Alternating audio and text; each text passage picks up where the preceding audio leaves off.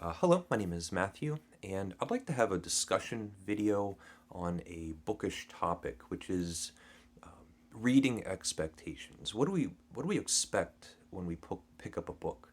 And the reason I've been thinking about this all week is because Steve Donahue and I have our little book club, and we make a selection each month, and then read portions each week. And this month, we're reading Marvels by Kurt Busiek and Alex Ross. And this week, we read part two. It's a four-part series, so that puts us at the halfway point. And I know not everybody loves reading or hearing people talk about comic books. I will be going through some of the plot points, but I had a I had such a unique reading experience this past week that I do want to try to have a broader discussion. And so the unique experience is that halfway through this book, I started questioning whether or not I was reading a comic book at all.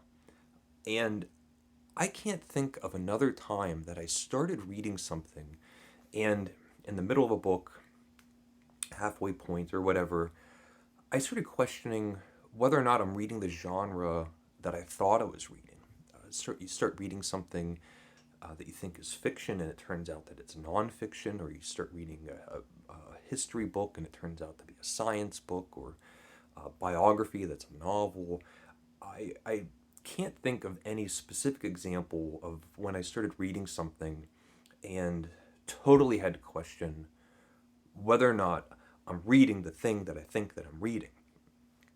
Of course, everybody has expectations in books, and some of the great books, my favorite books, will subvert those expectations and offer lots of surprises.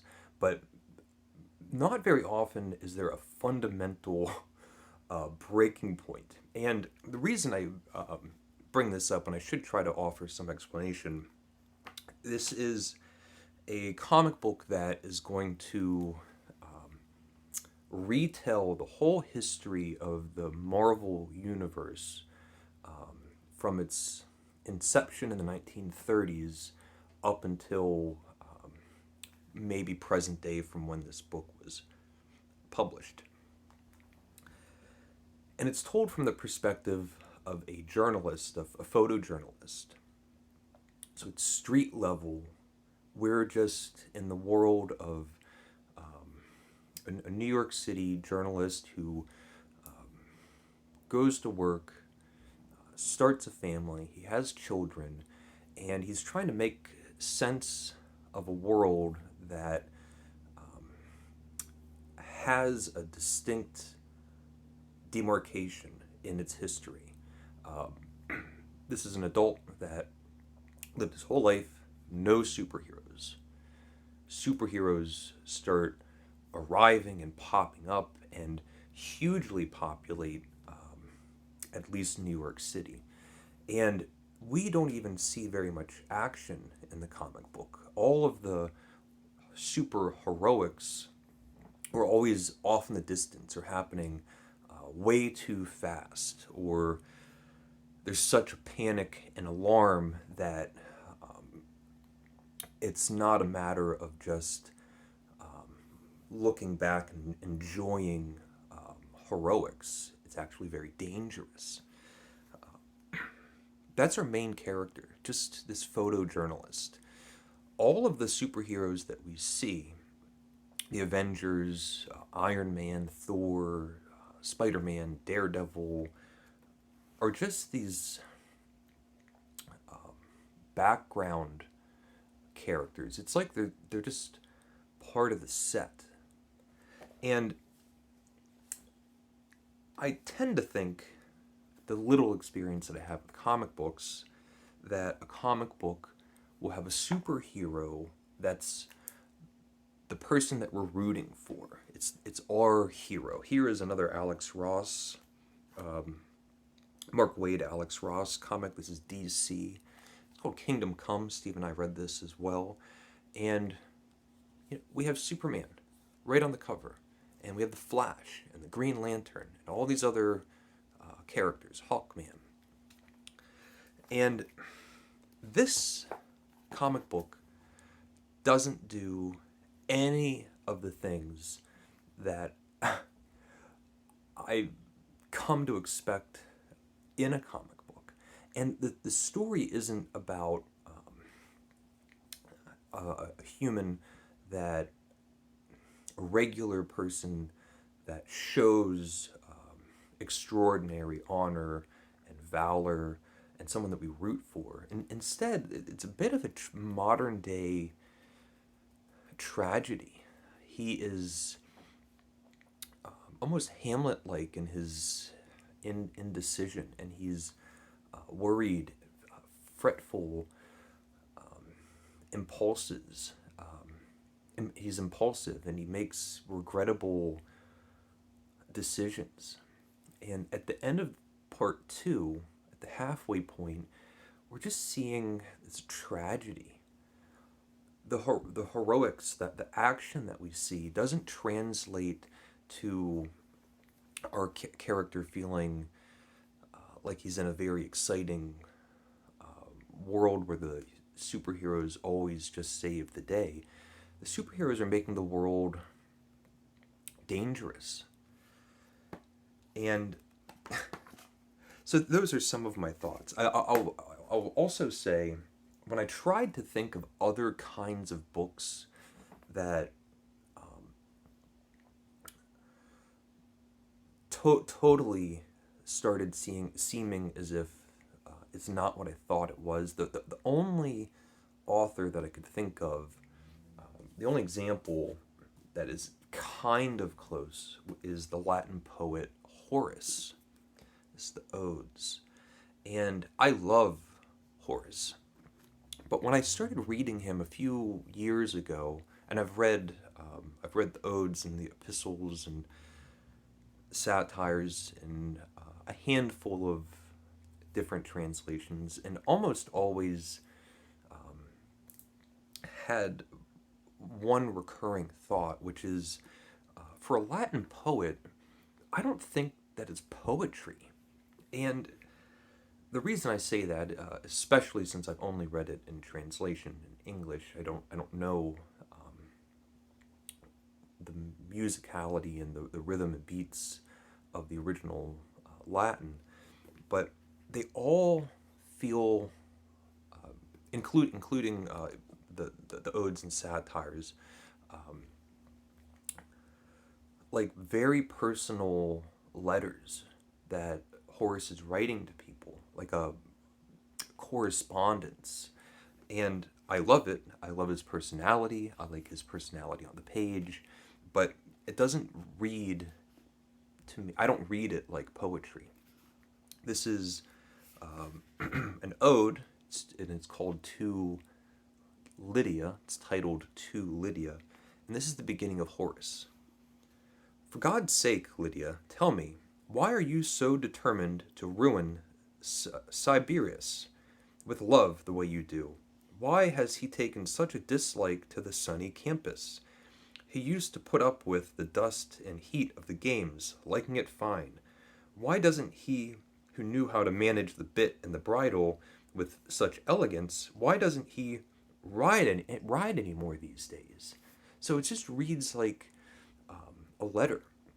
I found that very surprising and very much unlike poetry. And that's kind of the only example that I could think of, starting something and then questioning, is this really the thing that I thought that it was? I don't know if this makes any sense or is interesting, and I couldn't think of another example, or even what I thought that I was going to come up with would be a subset, a little catalog of examples that I could show, and I couldn't find any. I couldn't think of any, except for a very flimsy analogy with the Latin poet Horace. We also have the artwork, which is incredible. But on the very first page, the cover, it does start to subvert expectations because the artwork is amazing. As we get into it, it's very uncomic book like. The surface level, of course, it has panels. We have Captain America jumping. There's lots of excitement. Look, there's all these superheroes doing amazing things. But we're just following this guy. We have so many panels where he is just in a newsroom and he's going to be home with his family. We have, for all of the heroism that we see on this panel, the amazing superheroes. The X-Men make their introduction, and they are shown like that. That's their first appearance. And it's incredible. Also, a brilliant choice to have the ruby red laser vision of Cyclops absorb all of that red around them, creating this hellish, demonic, villainous appearance. And the population, people find the X-Men to be the dark side of superheroes. And we have our photojournalist that we follow. Comes into a crowd of people that believe that the X-Men are trying to kill somebody, and they're going to have this little riot. And they corner the X-Men. They corner them. And Phil, our character, decides to throw a brick at one of the X-Men. Now, he is a Cyclops too, because he lost an eye in a battle that happened earlier on in part 1 of this comic, because a brick hit him in the eye. Now, he's a Cyclops, looking at a Cyclops, and he throws a brick. Immediately afterwards, he asks himself, why did he do that? He just got caught up in this mob mentality. So it's one of the few examples. There are examples, but this is one of the examples where we actually see action on the page from a character that we are following. Cyclops, when the X-Men want to retaliate, the mutant Cyclops, not our photojournalist Cyclops, makes a comment that just sinks in our main character Phil's gut, which is these people, they're not worth it, which is not what you think superheroes think of the world that they're trying to defend. We get these just very personal, domestic descriptions of Phil's home life. It's going to be him and his wife. They live in a suburban household. They have two happy, playful young girls. And panels like that.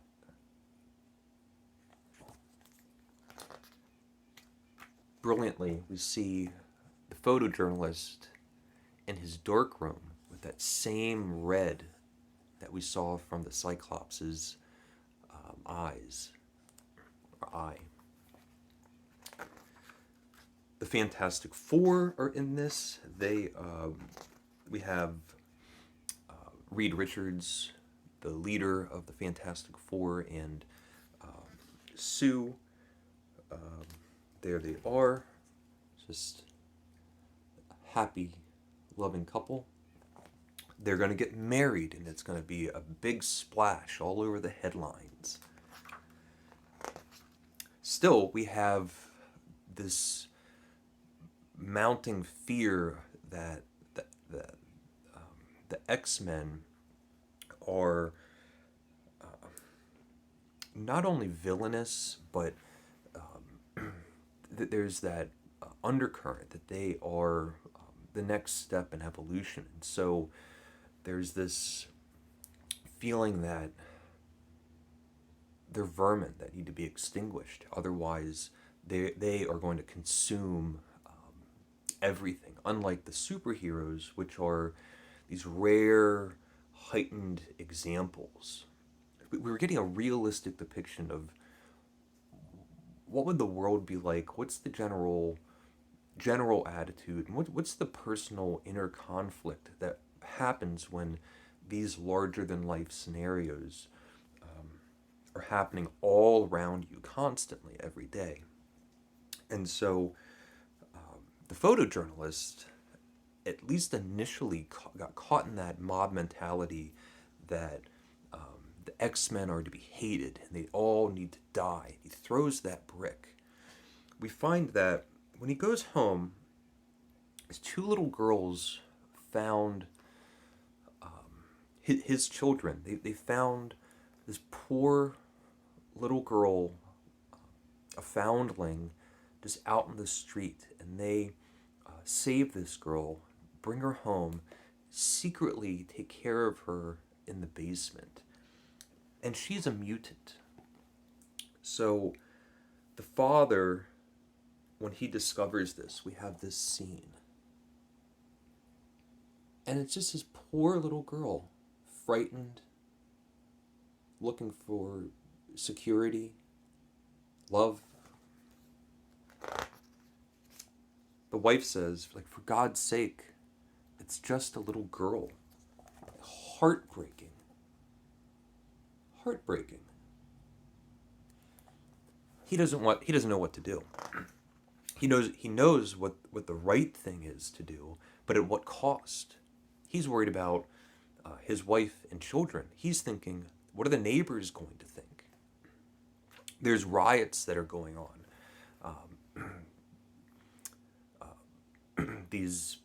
The scientists made the Sentinels, these huge robots that hover over this New York City streets looking to exterminate mutants. Riots are going on. He knows if his neighbors found out that he was harboring a mutant, they'd burn his house down. He goes off to seek advice from a mutant. He just goes out in the streets. He knows where these mutants are typically found. And he does come across Iceman. He sees Iceman and the Beast.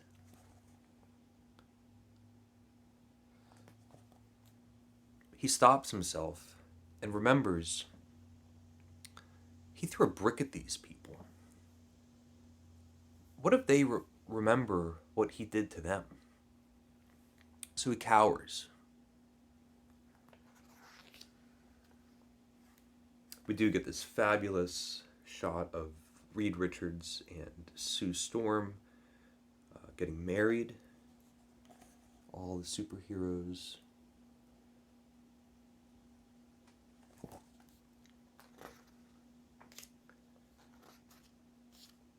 This is the result of the general panic of X-Men, mutants,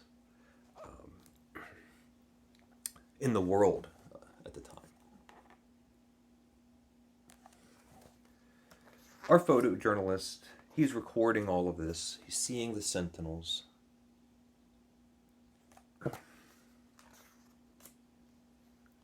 When he gets home, there's a letter from the poor mutant girl that was hiding away in his basement. And he says, "Thank you for everything, but I have to leave. I do not want to hurt your family because of me. I took some food. Thank you for the new clothes. Love, Maggie." Heartbreaking. He didn't save the day. He didn't rise to to the occasion. He didn't put himself in harm's way. He cowered. Did the unheroic thing. He has to explain to his little girls. They ask, is she going to be okay?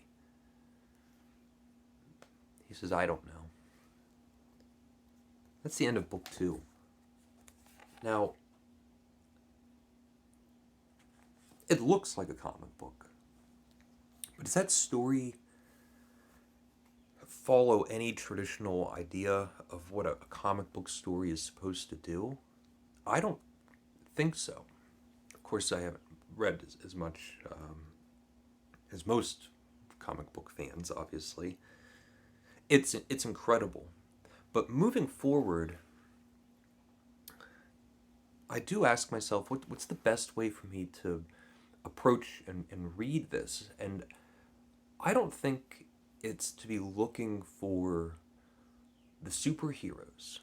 This is just a personal, relatively tragic life of an unremarkable man. He lives in a world where superheroes exist.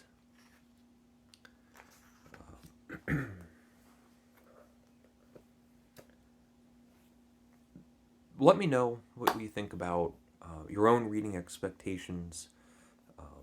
I would be very interested to know about books that really caught you off guard, surprised you in a way that you had to realign your judgment in order to find a hook into the book. So, thank you for watching. Please leave a comment if you would like, and take care.